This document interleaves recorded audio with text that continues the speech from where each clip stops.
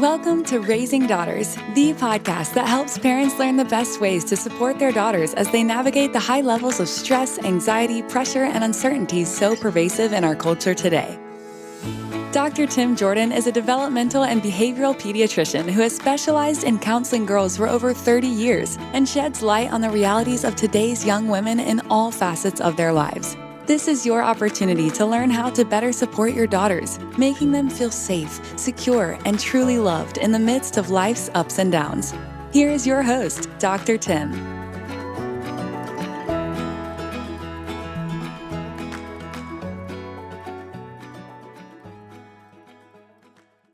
Welcome back, friends. Glad you stopped by here every week to listen to this podcast, Raising Daughters. And the holidays are just around the corner. And as I was thinking about what I wanted to talk about this week, I decided to talk about looking for kindness. I read some research from a book called Humankind that I read a year or so ago. Great book. I did a podcast about it. And by the way, I'll put that link to that previous podcast in my show notes. And the research that they showed in the book, one piece of research was that disaster research at the University of Delaware found that in 700 studies of disasters since 1963, what people expected to happen after a disaster did not occur. There wasn't mayhem. Usually crime went down. What they found was that adversity from the disaster caused people to start to cooperate more and to collaborate and to help each other out. And that goes against, I think, our thinking that we're more like Lord of the Flies kind of people, like the book Lord of the Flies, where we're always out for our best interests. But that's not often true. I also saw research that showed that the hunter-gatherer societies really had war. They really had fighting like that. There's thousands and thousands of cave paintings that shows hunting bison, riding horses, that shows a gazelle. And in all those paintings on those walls in the caves, there's not one depiction of war. Those nomadic foragers from a long time ago hated inequality. They used to use shame to keep the members humble and generous. And if someone was not humble and generous, oftentimes they would get kicked out of the tribe, and therefore they were less likely to find a mate and reproduce, and thus their genes were not passed on. We are by nature a kind people. That includes kids. I saw some studies that kids as young as 3 and 4, if given a cake, that they will automatically divide it equally amongst the friends who are with them, which is interesting, isn't it? I saw a study too that by 6 years of age, if they're given a cake to divide up, they would rather throw a piece of pie away rather than let one person have more than the rest. Even kids, probably mostly kids, are generous and kind by nature. With all the violence on the news these days, the wars in several different places, the wars going on in our Congress, it's just a very chaotic, angry time in our history. I always go back to what I heard from Mr. Rogers. He always said this. I'll quote. I'm putting my glasses so I can read the quote. Mr. Rogers said, "When I was a boy and I would see scary things in the news, my mom would say to me, always look for the helpers. You will always find people who are helping." And Mr. Rogers said, to this day, especially in times of disaster, I remember my mom's words. I'm always comforted by realizing that there are still so many helpers, so many caring people in this world. So for this podcast, in this holiday season, I'm going to switch the words a little bit and say, with all that stuff going on, first of all, turn off the news. But secondly, look for people who are kind. We're not seeing kind words. We're not seeing kind actions very often in the news. So it's our responsibility, perhaps, to start looking for it in our world around us. So I'm going to tell you some stories of some people who are kind that'll hopefully bolster your holiday spirit. First is about a little boy many years ago. Little boy, he went into a store. It was like an ice cream shop. And he sat down and a waitress went over. She said, "What would you like?" He said, "How much is an ice cream sundae?" And the waitress said, 35 cents. And this little boy reached into his pocket, pulled out a handful of change. This states the story, right? Change. He's crying it out. He said, "Well, how much is just plain ice cream?" And the waitress gave him that kind of impatient look and said, 35 cents. The sundae's 50. Just the ice cream is 35. cents. The boy looked at his coins again, counted out, and he said, just bring me the plain ice cream, please. So a few minutes later, she brought the ice cream and she sat down with the bill, and then she walked away. The little boy ate the ice cream, and then he walked out. And when the waitress went back over to where he had been seated, she picked up the empty bowl of ice cream and she swallowed hard at what she saw, because there, stacked very neatly beside the empty dish, were 2 nickels and 5 pennies, her tip. What a great story of generosity. Sometimes we doubt that kids are generous. We don't look for that, but when we do, there it is. There it is. I heard another story about a young girl one time who had just had a birthday. So she had a big wad of birthday money, and she went to a toy store to use her money up and to buy something for herself. She went with her dad. And she found a doll that she fell in love with. But before she took it to the counter, she walked up to the clerk and she said, how much money is this doll? I mean, do I have enough? And the woman said, yes, you do. And then as she was walking back, she noticed a little boy who was looking at some games. He had a worried look on his face. And this little boy asked the clerk about how much that game cost. And the woman said, how much money do you have? And he told her, and she said, you don't have enough money to buy the game.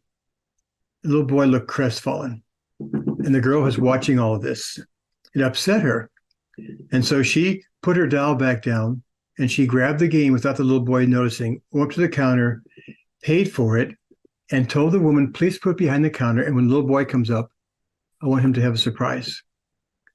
So a few minutes later, the boy walked up and he had just a package of gum or something. And the woman said, congratulations. Congratulations. You are the winner of a prize. We do this once a day. And she pulled out the game and she gave it to the little boy, and he was ecstatic. He was so excited.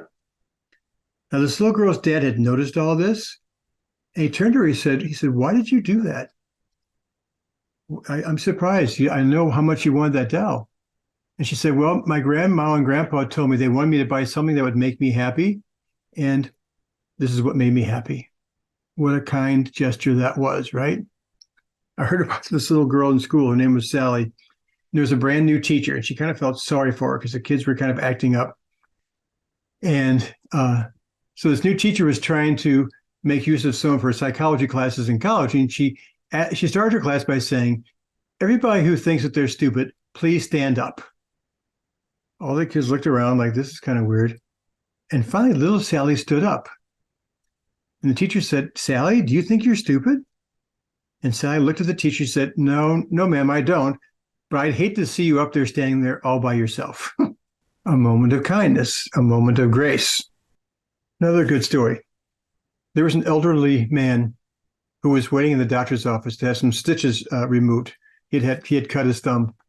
And he told the receptionist twice that he was in a hurry, and could she see if the doctor could put him in sooner. Well, so they did, and the doctor took him in to evaluate the wound, and he saw that it was healed, and he was taking out the sutures, and he'd asked the man if he had another doctor's appointment to go to that he was in a hurry for.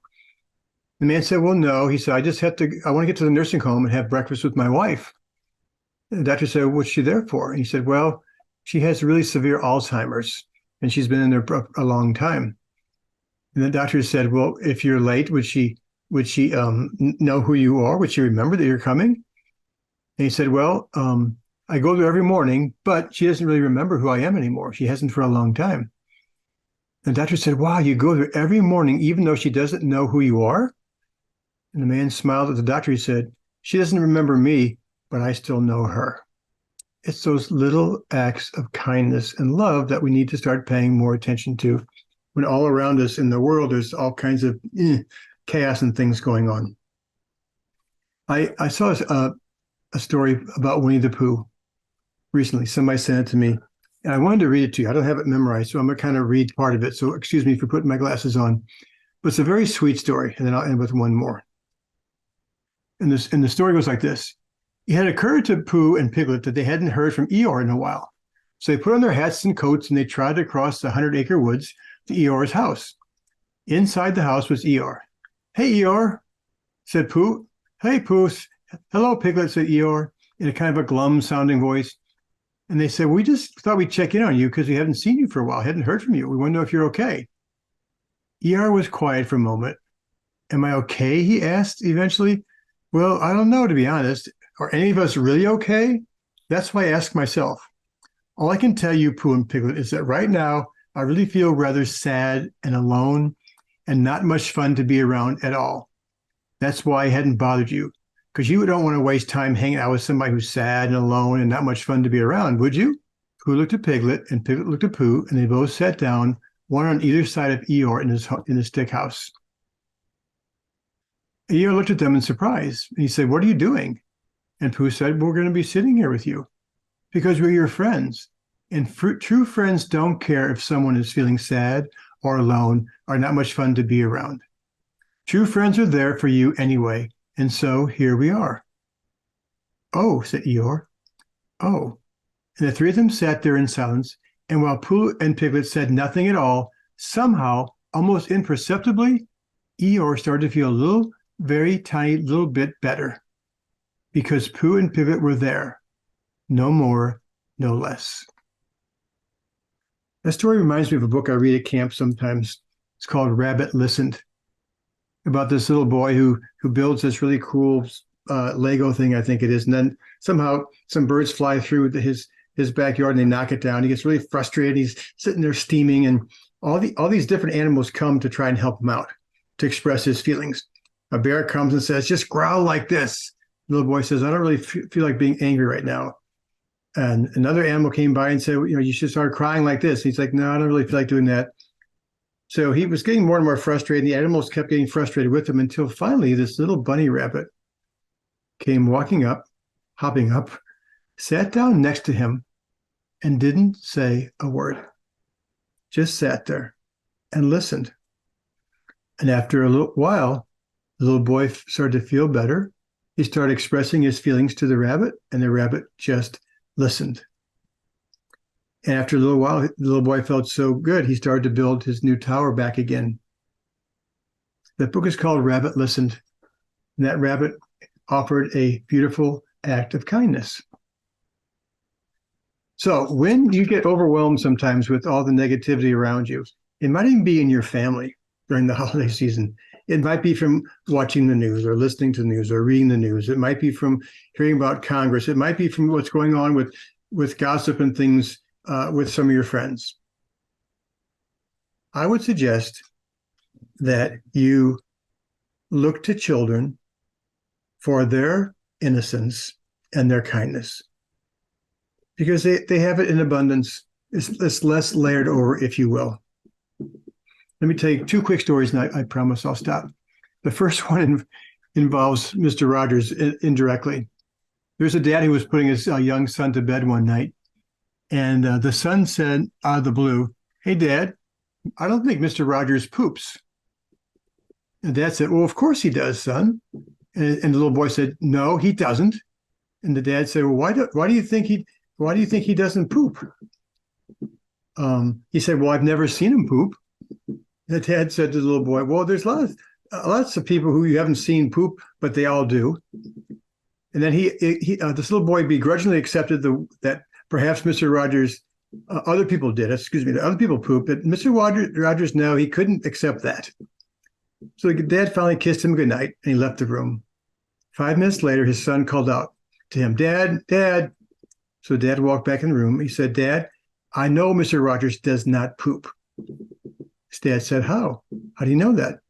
And the little boy said, "Because I've seen his house, and all he has is a closet and a living room and a kitchen and a yard, no bathroom." The innocence of children. This is, last but not least, is one of my favorite stories. I've been telling it in talks for a long, long time. It's a true story.